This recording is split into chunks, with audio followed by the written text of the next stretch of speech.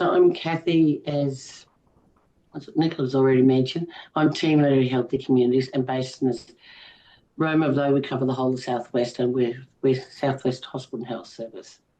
I'd like to also respectfully acknowledge the traditional owners and custodians of the land from across Queensland.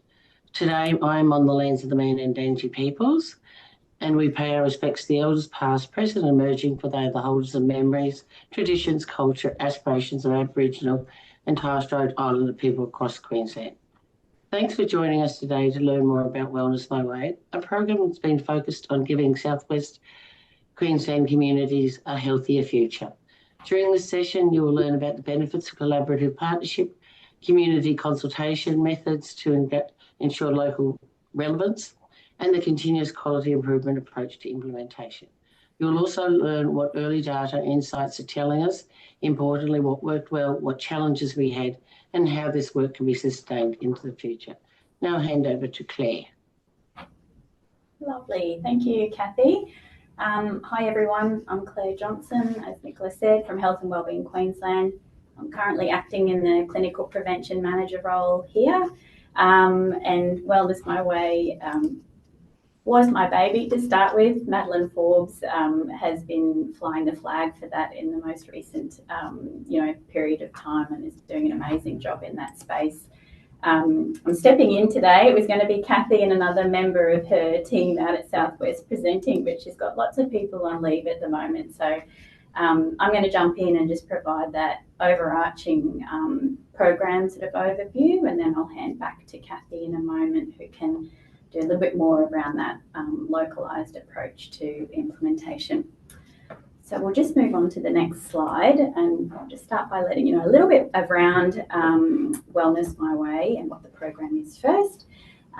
Essentially, we are aiming to make prevention a lot more accessible and integrated in the community out there, and it's a very consumer-focused program.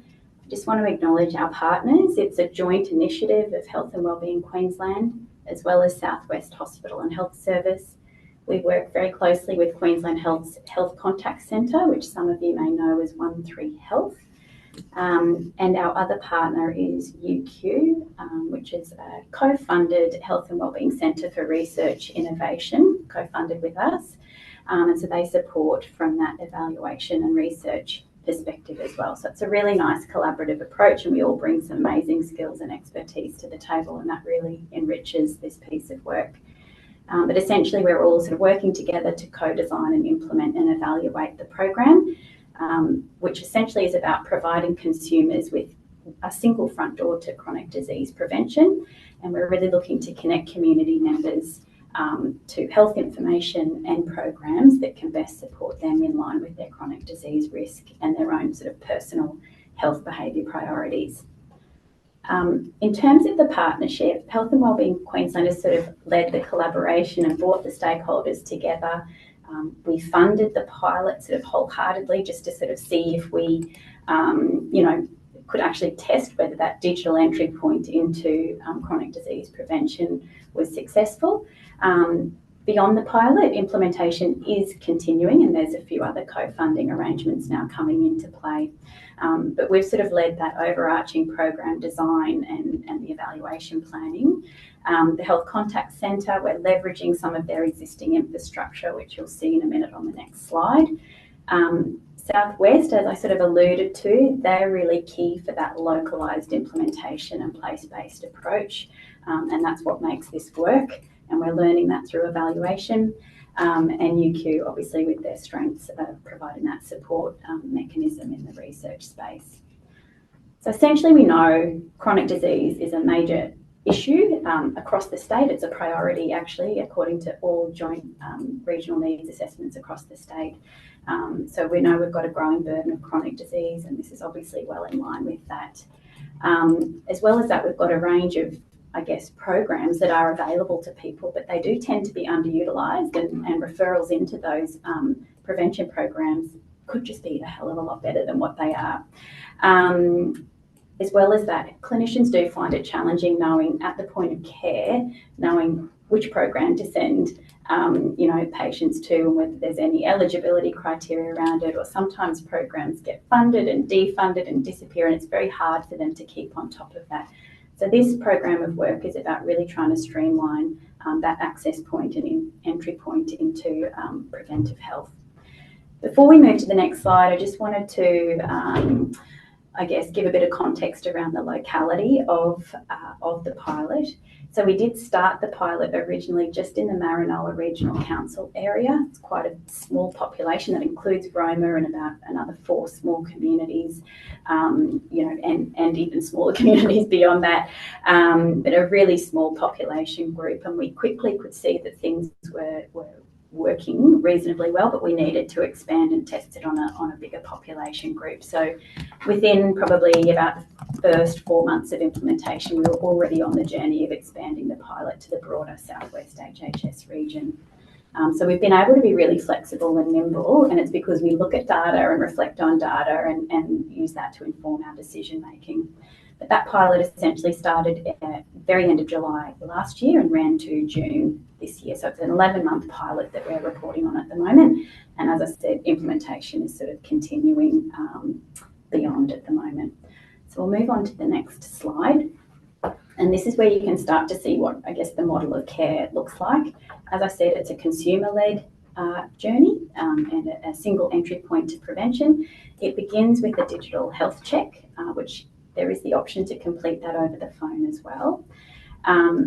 So they complete the health check, they receive a summary of that health check via email, and then they're offered support via a telephone coach, and they're trained in motivational interviewing and that really patient-centred action planning, goal-oriented action planning. So that the telephone coach is very much supportive around what their chronic disease risk factors are, and what their own personal goals might be for their health and wellbeing more broadly, and will support them in that action planning. That action plan gets, again, emailed back to the consumer. They can facilitate as well referrals into available prevention programs. So we've mapped available prevention programs that are either statewide programs or local programs across all those modifiable risk factors that are listed there. And so once they've got their action plan and those referral pathways identified, if they consent, that referral pathway, that action plan, I should say, can get emailed back to their GP. So it is a nice loop back to their primary care provider, who can have some of those reinforcing conversations as well. So that pathway is designed to actually build health literacy as they go through that pathway. So the digital health check does provide some brief intervention advice to the consumer as they go through. So even if they stop at the digital health assessment, they have checked in on their health and they have received some prompting information on that journey. And obviously the telephone coach, if they progress to that stage, will really provide that more targeted information and education for people. In terms of the health contact centre that I mentioned before, where we leveraged their infrastructure, that's the 2 middle pillars there. So there was an existing digital health assessment, and there is an existing telephone-based workforce. And so we have essentially adapted some existing infrastructure there to make it more accessible out in the community, and have been testing that. And that's been a really nice way to, one, harness what's already existing, but test some methodology before we sort of embark on, what this could look like in a future state as well. Outside of that, on each side, so the consumer activation and the preventive health pillar, that's where we've really been able to customise and make it a place-based approach. So there is that, there's a localised marketing campaign, which we'll talk to soon. There's connectors, which I'll talk to soon. And then at the other end, as I said, we mapped some of those local pathways as well and made it very relevant and strengthening what's already out there in the community. And so we did a very thorough community consultation. That was Kathy and I on the road for a while over that period of time. But that enabled us to build some really nice connections and understand what's happening out on the ground. And that has, paid dividends in terms of then switching from consultation phase into implementation, where we've already had people on that journey with us. So I'd say that's a really nice learning. We do community consultation for the right reasons and to co-design, but the benefits of doing that when you hit implementation, it does repay you dividends. It's a very time-consuming process, but it means that what you're implementing is right, and then you've got the support of the community through the next phases of the program. So we'll move to the next slide.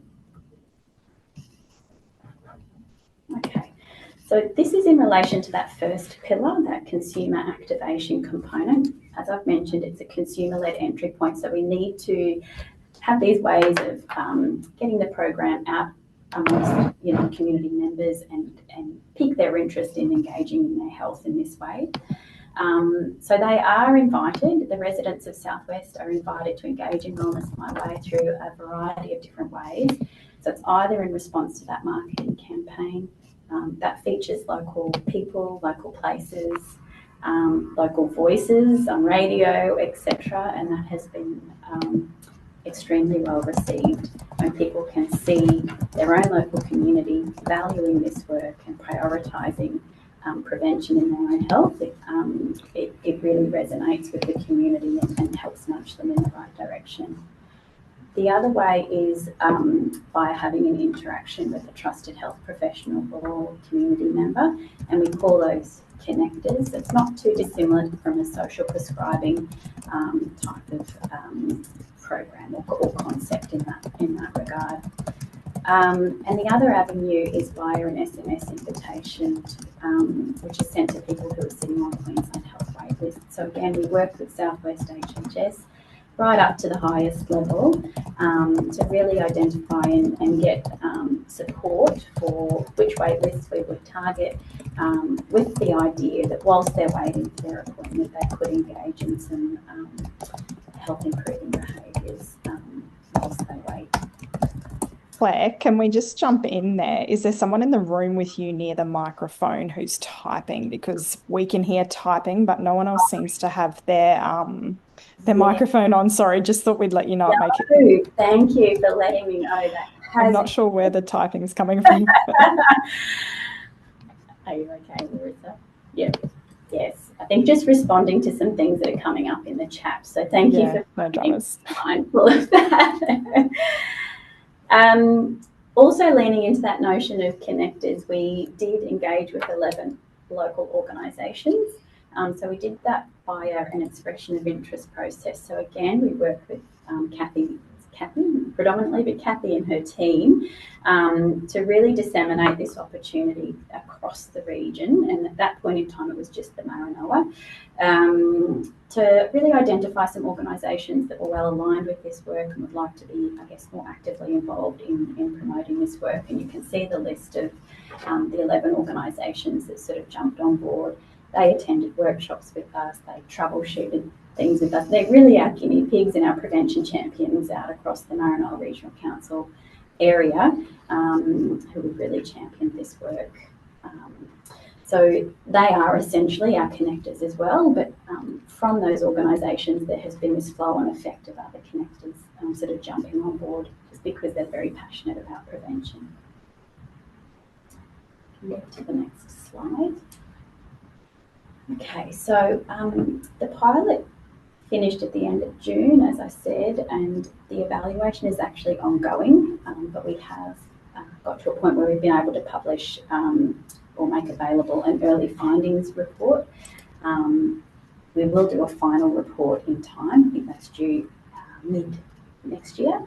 So you can always keep an eye out for the final report where we've got more data to look at and interrogate. But we do have an early findings report, and it is showing some very promising and positive results.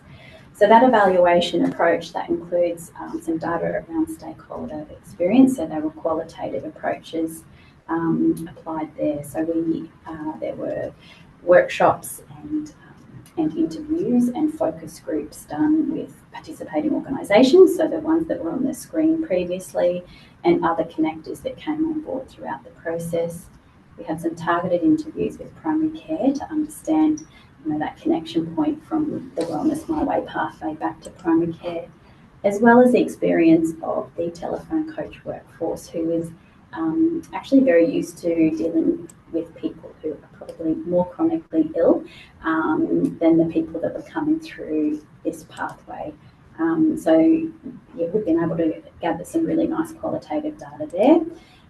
We were able to look at a live data dashboard throughout implementation, and that's a big thanks to the Health Contact Centre who helped facilitate that, and it was a really important piece of the puzzle where we're able to look at engagement data and who we're reaching and the demographics of people at any point in time throughout that pilot period, and that allowed us to be nimble and pivot when we needed to.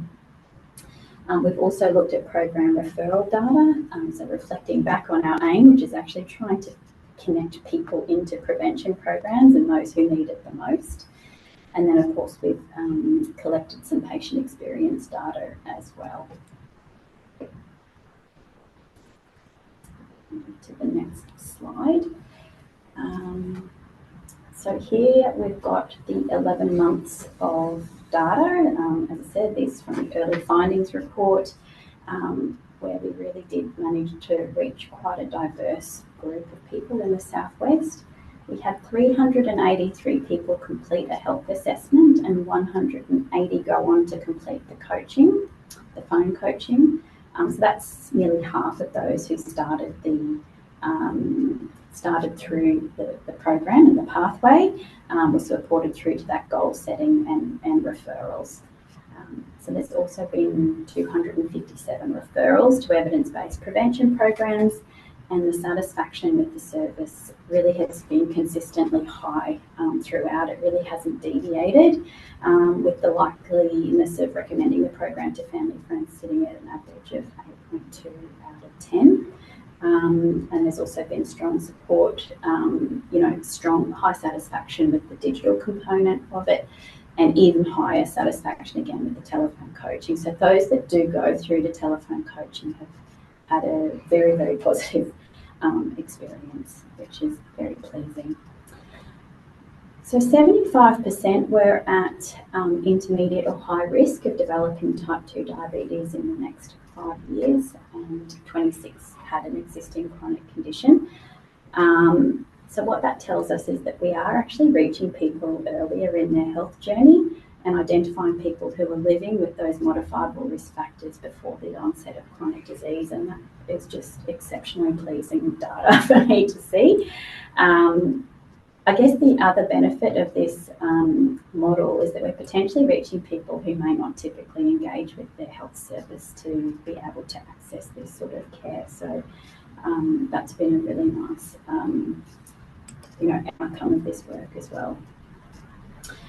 We did see good engagement from First Nations participants. About 13% of the engagement has been from First Nations, which is reflective of the representation within that local region. And probably not surprising to those that live in the world of prevention, but 27% of participation was from males.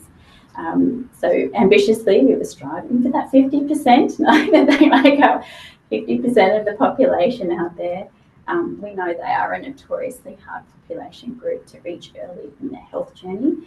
That was zero for actually, or a very low percentage for a very long period of time, and we very quickly knew that we needed to have some targeted approaches if we were going to get any males to engage in this work.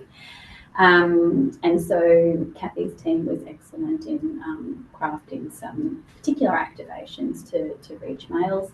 And as you can see with that photo there of a local plumber, really tapping into the local people and places. We also had a local mechanic who was able to leave, mirror hangers, in cars and those sorts of things. So we're able to sort of, again, pivot and try and meet men where they're at, which seems to be pretty much the only way of getting any traction at all. So we are probably consistent with other learnings in the room here, but we know now that we need to continue to have a concerted effort there. I guess the other interesting learning through this data is that those that were moderate to high risk were more likely to progress through to the telephone coaching. So I guess in terms of it's sort of a bit of a nod to people's readiness and those deeming that they need extra support, they're more likely to go on and seek that out.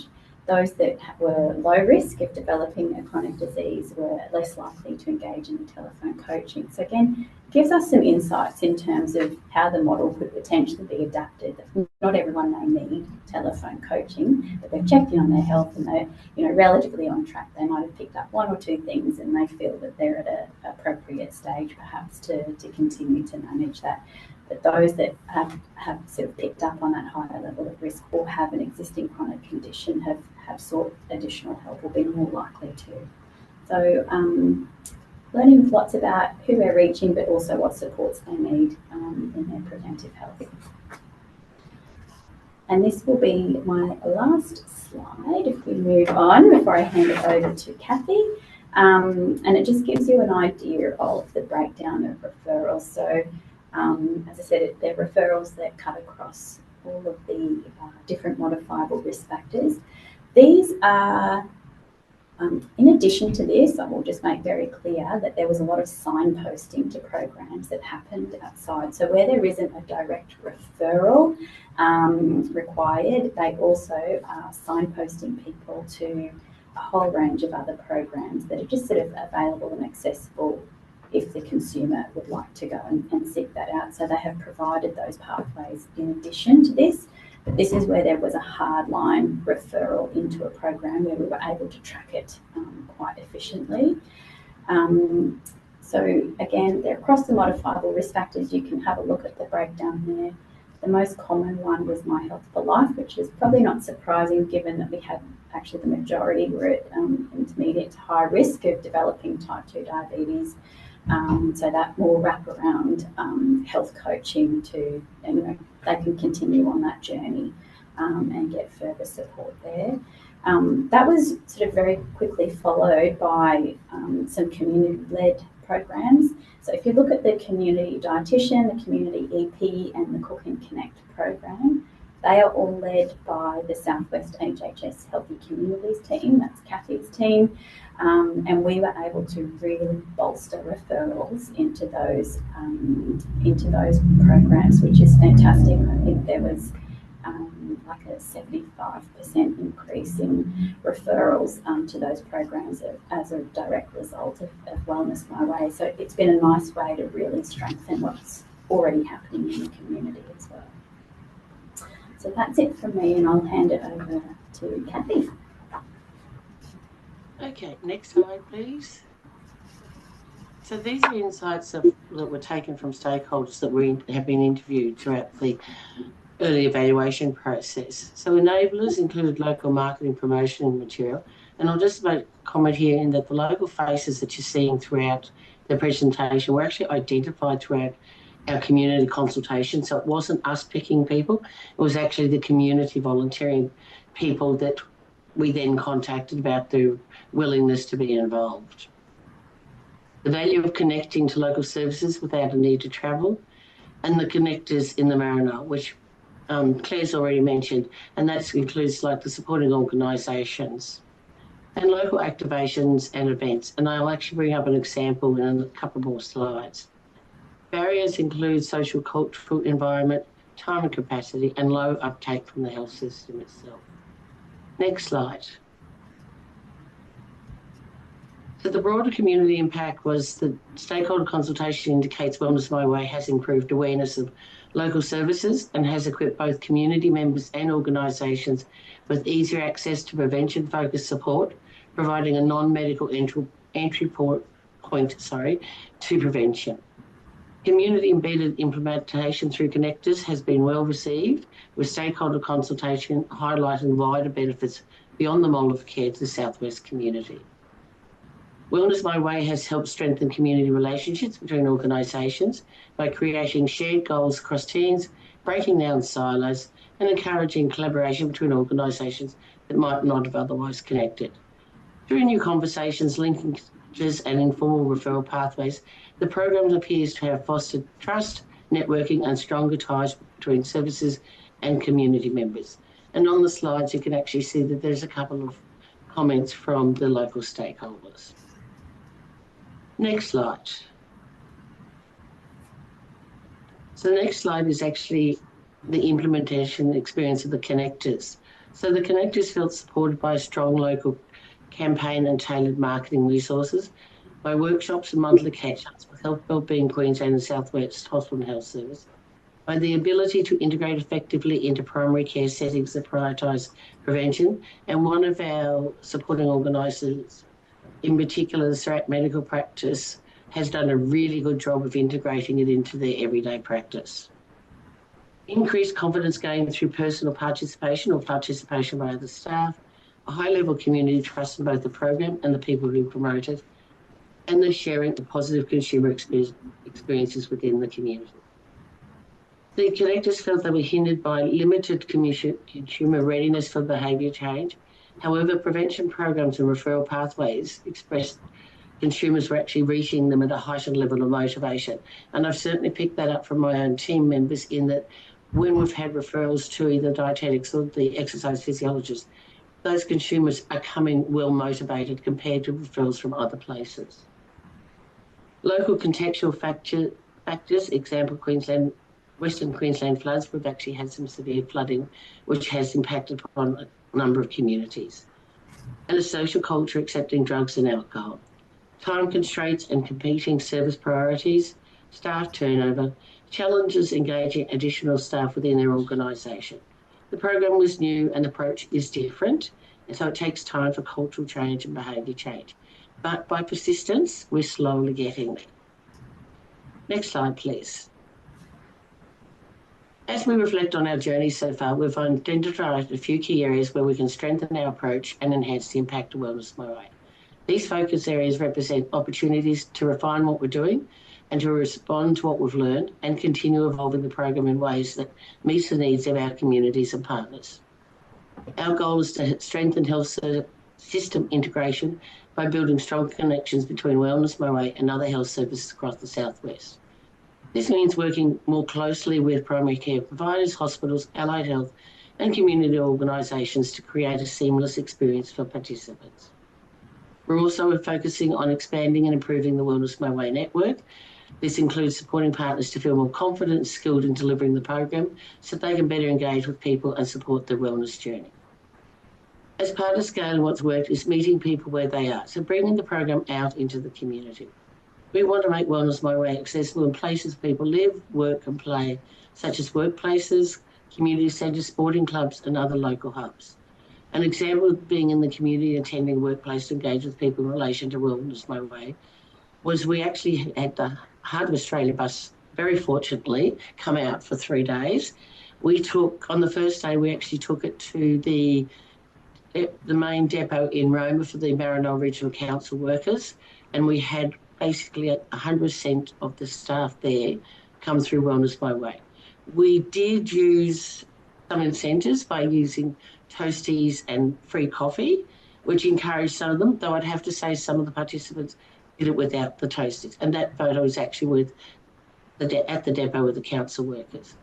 We were also very lucky in that particular event that the local development officer and one of the other staff from Maranoa Regional Council actually helped encourage the staff to come and join us in the Heart of Australia bus. The second part of that event, because it was actually a 3-day event, we had the truck in the community. Again, we had our incentives of toasties and coffee. The truck was based across from the hospital. It was very, very visible. It had a large TV screen on the outside, which we promoted the incentives. And we got support from our own staff by promoting within our staff that the event was there, the Heart of Australia was there, and that they could come and get toasties and coffee and do the Wellness My Way. So we actually got staff from the hospital. We also got staff from a couple of other sites across Roma. In the 3 days of this wellness event, we actually had 121 health assessments completed, so nearly a third of our total health assessments completed. So that's given us some real learnings of how we move forward and what sort of ways we tackle presenting Wellness My Way. By embedding the program into everyday community settings, we increase visibility and accessibility, trying to make it easier for people to participate and benefit. We've got great momentum for the program, but this work has built on momentum and capacity for. There's great momentum for the program. This work has built on momentum and capacity for prevention more broadly. Okay, and that's where we're at the moment. I'll hand over to questions, and Claire may have a couple other things she might want to jump in with.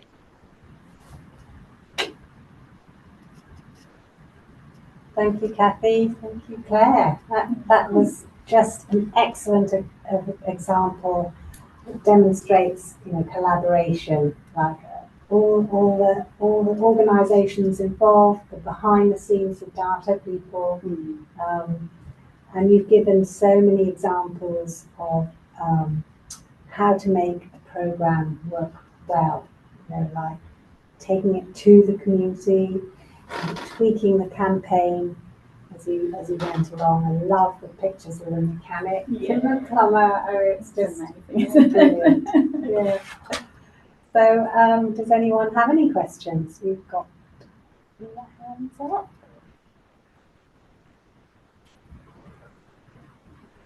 Comments? It's Anna here from Queensland Walks. Can you hear me okay? Thank you. I've just come from Teams, so I'm just trying to get my head back in Zoom again. Kathy, really great to hear your project. You're always such an incredible champion of regional Queensland and where you come from specifically. So I think it's the data speaks for itself. It's so exciting and well done. And I was really keen to see some of those notes. Yeah, agreed, Anita. See some of those notes of who you've reached and particularly hard to reach communities. So well done. And we love the work that you do. We'd love to understand from a statewide perspective of how we could possibly scale this up. So I understand this is a pilot project, and apologies, I missed the first 10 minutes of intro.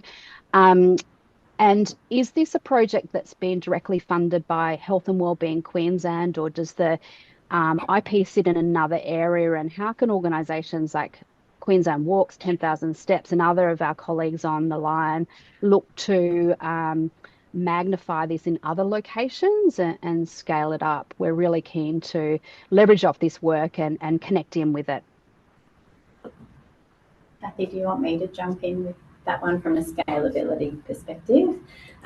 Yes, it is absolutely a pilot. We needed to test out the core principles and even at its most basic level, the appetite of consumers just to engage in their health through a digital front door. And one of our learnings is that we actually do need to make more visible that telephone option, which we deliberately sort of didn't in the first instance because we wanted to encourage that digital engagement, really test that out. And so we did need to test small. We tested too small probably to start with, and then quickly expanded to the broad. So we were in Maranoa Regional Council to start with, and then we expanded to the Southwest HHS region within 4 months. So we were quite nimble in pivoting and doing that. From a funding perspective for the pilot, Health and Wellbeing Queensland committed to funding that in its entirety to test the core concepts. Now that's not sustainable. We all know that that's not sustainable. We can't sustain that in the Southwest, let alone scaling that across Queensland within the resourcing that we have. So we've got to think differently and creatively in terms of how this work goes forward. Continue implementation in the Southwest. The HHS has contributed some funds to keep it going. So we're continuing implementation at the moment, just until the end of June next year. So we've got another 12-month commitment. And the only reason we could really keep that going was because the HHS could see the value in the work and the impact that it was having. So the data talked for us, and I can't express that heavily enough, that we need the data to be able to get those early wins so we don't have this stop-start scenario, which we see all too often with pilots. So we've managed to get it to that next stage.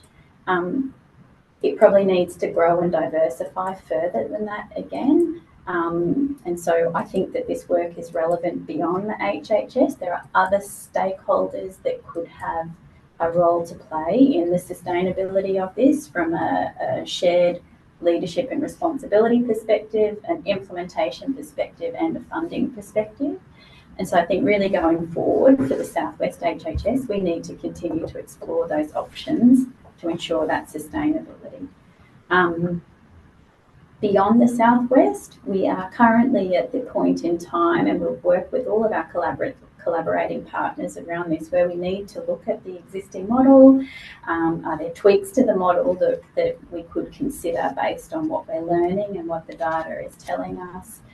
So really, before we scale, have we got it fully right? It's good. We've got good data, good engagement, patient experience, self-reported is good. So it ticks lots of boxes, but could it be better?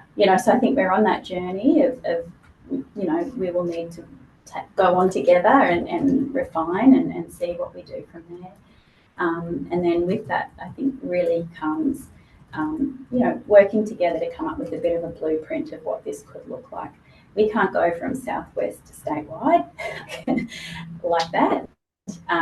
But I think there are elements of this that are very scalable, and the fact that we are, leveraging that statewide infrastructure that sits at the Health Contact Centre means that that is an accessible entry point. It's just thinking about how we empower that place-based approach consistently in other regions.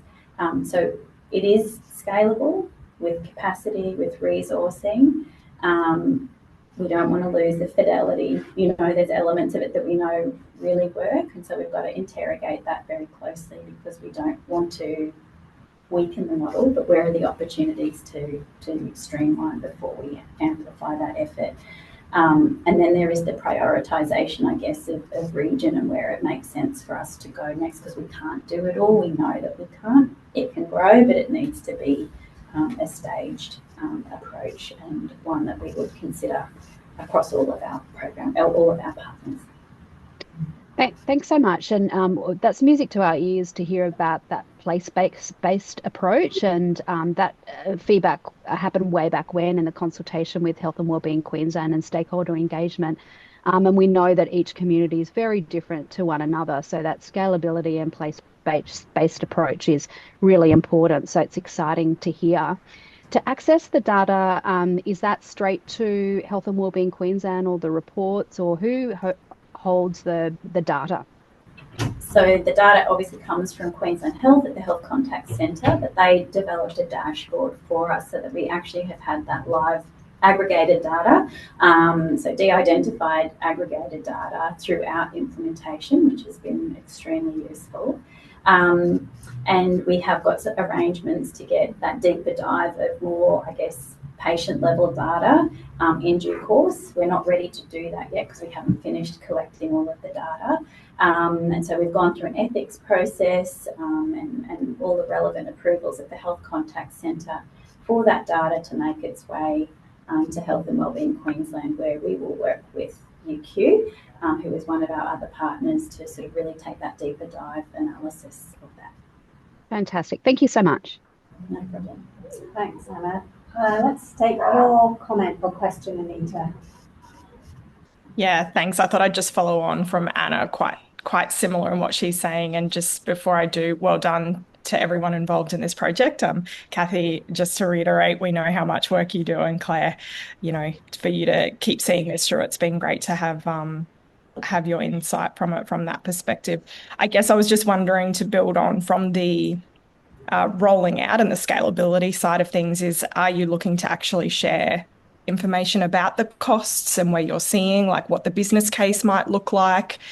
I think that there's a lot of communities with a readiness to actually act in this type of way and are seeking this type of way. So I guess I just caution waiting too long to try and get it perfect, because going into every different community, I think you'll find that it will actually work a little bit different, but communities are ready to start now. And if they can start a stage one in terms of a collaboration or bringing things together, if it looks like something that might roll out, or if they can be looking at talking to stakeholders and bringing people on and having a bit of a chat about what type of investment may be needed from different regions.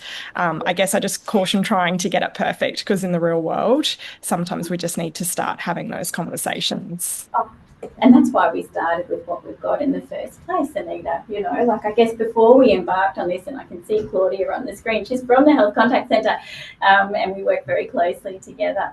But that's like, to start with, it was sort of, you know, and I was tasked with this, of coming up with something, and I could have gone down a whole other investment route and you know, really developed our own thing, which doesn't make sense to do. And so when you've got something existing, it was more about using what's there and what's available and just get it out there and learn as you're going. So that's very much the methodology that we have applied from the get-go. Using what's there, leveraging the engagement, and learn and iterate, you know, and continue to work together and identify those improvement opportunities as we go. I see this work around coming up with a bit of a blueprint, which we would again do with our collaborating partners. But the blueprint will have to be very specific around the funding area. It can't be any, and also the stakeholders that this is relevant to and that could come around the table. So another piece of work that is a bit dear to my heart, and if you haven't checked it out yet, it's called the Strengthening Prevention Framework, or the Integrated Care Systems Framework. And that really talks to the fact that we want that cross-sector collaboration around prevention so that we can make this work stick and make it everyone's business and have that co-resourcing, co-funding, you know, that shared leadership across this work. We don't want to fund something for 12 months and then wonder what on earth we're doing. 12 months comes around really quickly, by the way. So already we're thinking, goodness, what are we going to do beyond June? You know, and so we need the sectors to come together and actually commit to chronic disease prevention for a period of time, not this very. So I think if we can map that out over, say, at least a 5-year period of what that could look like for a region, I think people will start to understand where they've got a role to play and what they could potentially bring to the table. So whilst I say we've got to reflect, you know, on what we've learned, would be silly if we didn't, we still don't need to have it perfect. We know that what we're doing is reaching the people that need it the most and they're happy with it. And so we can continue to go with that. We just need to always reflect on what we're learning along the way and where there are opportunities to streamline and tweak. That's going to be important to enable sustainability and scalability. So the two go hand in hand, really. We don't wait. They happen. We just keep going like this, the duck legs. We're just swimming. Does that answer your question? Yeah, it does in a way. I think that there's possibly learnings that you guys could have now, because I mean, from 10,000 Steps perspective, we're getting communities come to us and go, we don't think that we're working well enough locally. Like, we need to be referring more to the preventions. Like, how can we do it? And in the back of my mind, I'm like, we need Wellness My Way statewide. But do you know what I mean? Like, so I'm kind of like, well, what can I sort of tell them? So it would be really great to just know.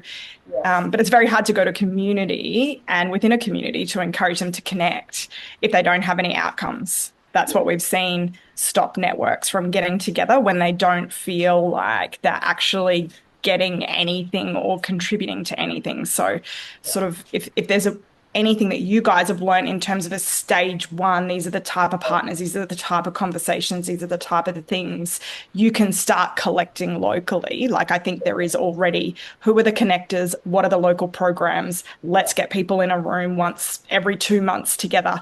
Those type of recommendations now would be really useful. And I think we've got to remember why we're all here. We're all here because it's Connecting Q. And the whole point of this network and the creation of this was to come together and share ideas and work out how we can all, you know, keep working collaboratively, but, you know, within our own community. So I guess I'd love to see an action sooner rather than later that our community can, like, as in Connecting Q community, can start to utilize. And I think that's, it might be another Connecting Q session. I don't want to overcommit, but, you know, in terms of overlaying this with the Strengthening Prevention Framework that I mentioned, step one of that is establishing your integrated care system, which is who are the key people that we need around the table for chronic disease prevention and management. And then what are our agreed core priorities? What's our shared vision? What is the data telling us? All of those sorts of things. But then you're right, there is all of this lead-in work before Wellness My Way even takes off. So there is that relationship building, that commitment, and then there is all of that community consultation, the mapping, as you say, that does all take a fairly significant amount of time. And you're right, that could build that readiness for Wellness My Way. And what we find is actually just mapping programs that are available. People just love even that bit, so because people just get so caught up in day-to-day business that they don't even know what's accessible in their community. So even doing that as just that initial phase, there is value for stakeholders in getting that. Yeah. Excellent. That's so useful. Thanks, Claire. Kathy, let's go to you next. Sorry? Oh, not that Kathy. I think Helen? Thank you. Thanks, Kathy Morrow as well, and thanks. It's Claire, isn't it? Yeah. Thanks, Claire, for that and for sharing so much. Oh. I think we may have lost Kathy. No, we've lost you, Kathy. How about that? Yeah. Got me back? Right, Okay. yeah. Yep.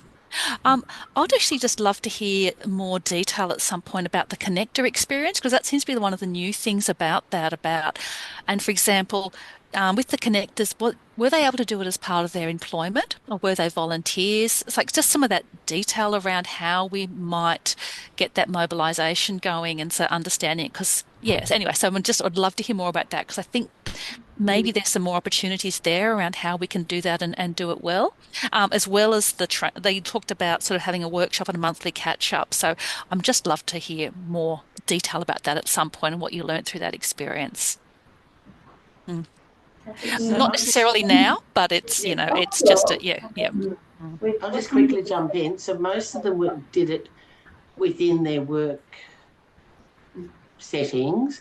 However, we had one who's been a strong advocate for us. She's actually done it in her own time. She doesn't actually work. She's an older lady, but she has been fabulous in promoting it wherever she went. So she's from the community of Mitchell. So it's been a mixture. Some have had more capacity to do it than others.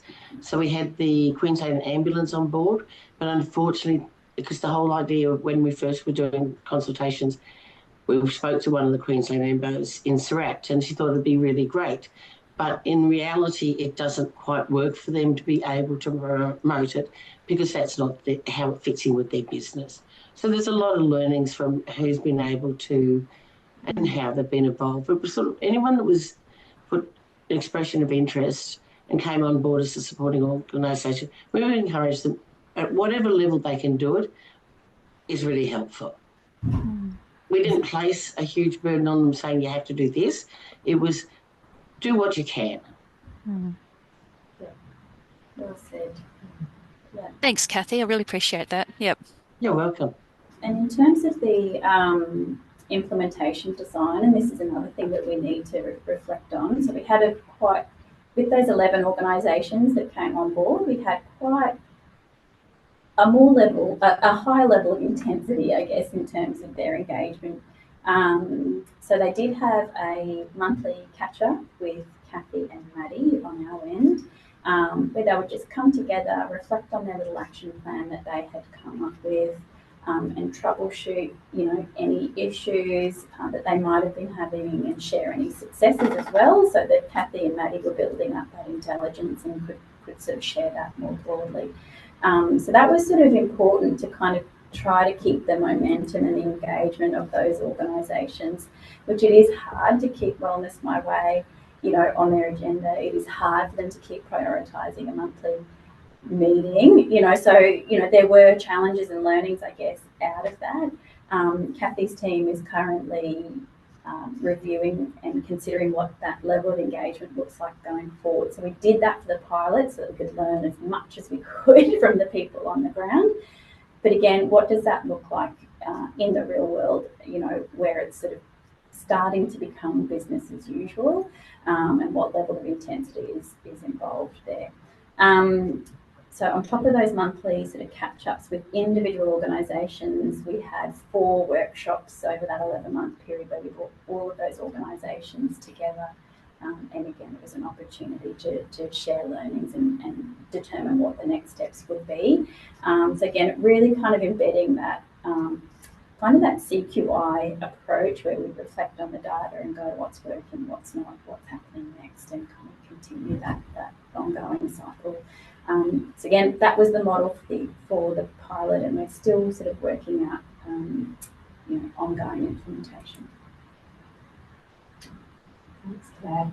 Right, we've got 6 minutes left, so Claudia, we'd love to hear from you. Thank you for joining us. Thank you. I think it's great. So as Claire mentioned, I work at the Health Contact Centre, so I've been working quite closely with Claire and Maddie and Kathy's team as well. So I think just so exciting to see this pilot, like highlighted and shared. And I think this is just such a great example of of partnership across sectors and expansion of the service across Queensland, like particularly with Way to Wellness, having worked in the kind of clinical space to date, so working kind of with patients within Queensland Health. I think such an interesting opportunity to apply the model to community. And it's that like tailoring of the messaging and the referral pathways and the localization of it that I think has been such a success in terms of the community access extension. Excited that the partnership is ongoing. Absolutely. That's great. We're very lucky. Just excellent. Yeah. Any more? I can't see if anyone else has got their hand Nobody up. else. Nobody else? Oh, Jen. Jen. I might have missed it. So yeah, really great to listen to it all. Does your data show how many people actually go on and take up the programs they refer to at all? Yes. And that wasn't on a slide. That's a very good pickup. It's in our early findings report, and if I quote numbers right now, I'm going to get it wrong, Jen. But I'm very happy to circulate the early findings report to this group afterwards. But yes. And how do you get that data? Is that from the programs feeding it back to you, or is that from the participants? It's been a nightmare. It's been a nightmare. I'm just going to say okay. It's been a pain in the bum. Am I allowed to say? So understanding that dual referral pathways is, So where there's a referral pathway, we've had to engage programs on an individual basis and come up with ways and means of tracking that Wellness My Way referral, and then where they go on to engage in a program. And then there's ongoing data collection for those multi-contact programs like My Health for Life, that's sort of 6 sessions that haven't yet completed, to capture that program completion data as well, just out of curiosity.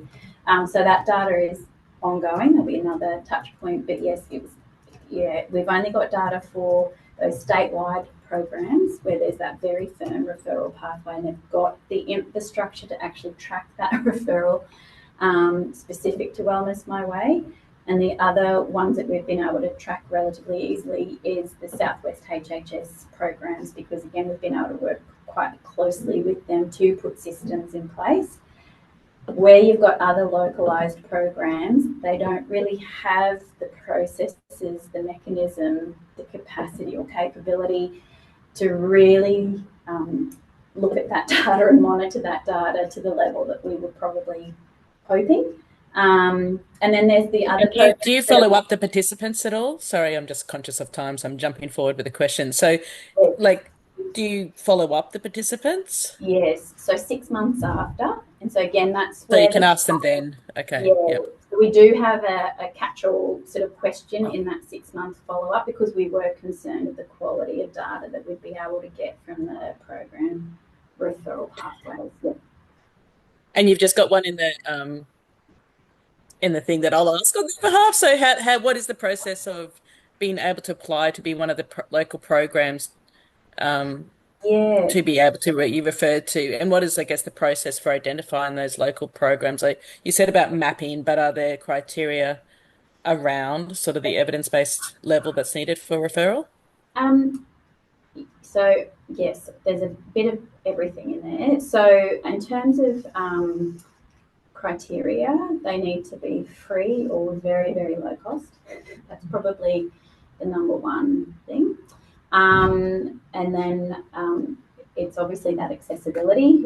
So they can be digital or telephone or face-to-face within a community. But again, we've got lots of programs that might just be in Roma or another. Yeah, so it is a lot, which you would know, Jen, from that sort of social prescribing space. It gets big, so we've got to put some guardrails around what that looks like. They need to be specific to a modifiable risk factor for chronic disease prevention at the moment, and that can include, well-being, emotional well-being as well. And then it needs to be either an evidence-based statewide program or run by an appropriate clinician. The caveat there is some of the signposting ones that might be, a walking group or the like. So that's where we have a little bit more liberties around it. Yeah, generally speaking, those hardwired referral programs are either a statewide evidence program or run by an appropriately skilled allied health professional, for example. Thank you. I'll stop asking.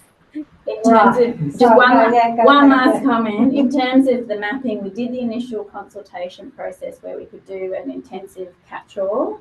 We've now got on the website for Southwest a form where it's trying to collect the level of detail that we need to be able to effectively map the prevention programs to specific demographics or specific towns and what the pathway and entry point is.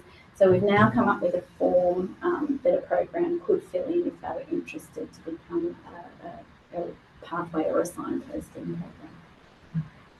You're just going to have to come back again for another session and talk about the framework. Potentially relevant. Yeah. But we're going to have to wrap it up, everyone. We're over time. Please.